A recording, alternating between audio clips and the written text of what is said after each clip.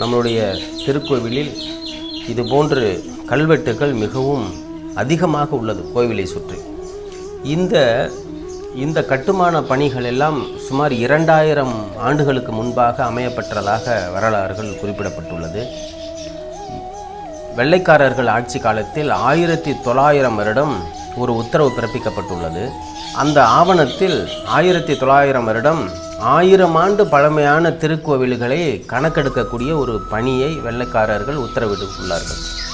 அதன் அடிப்படையில் 1908 வருடம் doctor K Ramesh MA PhD என்கின்ற ஆர்காலஜிஸ்ட் டைரக்டர் அவரோடு உள்ள குழுவினர்கள் மைசூரிலிருந்து இந்த திருக்கோவிலுக்கு வந்திருந்து இந்த கல்வெட்டுக்களை எல்லாம் ஆராய்ச்சி செய்துள்ளார்கள்.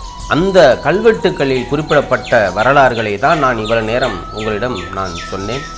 அந்த கல்வெட்டுக்கள் குறிப்பிடப்பட்டுள்ளது 9 மன்னர்கள், மிகவும் சிதலமடைந்து அந்த கல்வெட்டுக்கள் எல்லாம் உள்ளதாகவும், இந்த கட்டுமான பணிகள் 2000 வருடங்களுக்கு முன்புதான் கட்டப்பட்டதாகவும் அதற்கு முன்பாக இடிக்கப்பட்டு இருந்ததாகவும் குறிப்பிடப்பட்டுள்ளது.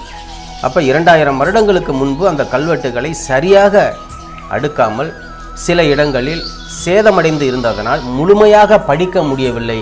அதனால் இந்த கோவிலுடைய முழுமையான வரலாறுகளை நமக்கு ஆதாரத்துடன் மக்களுக்கு கொண்டு வர முடியவில்லை என்று அந்த கல்வெட்டில் குறிப்பிடப்பட்டுள்ளது.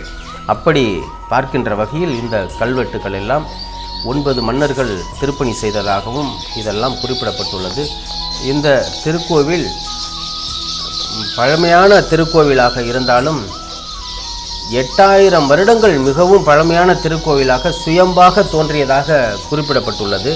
ஆனால் இந்த கட்டுமானம் என்பது 2000 வருடங்களுக்கு முன்பாக கட்டப்பட்டுள்ளது.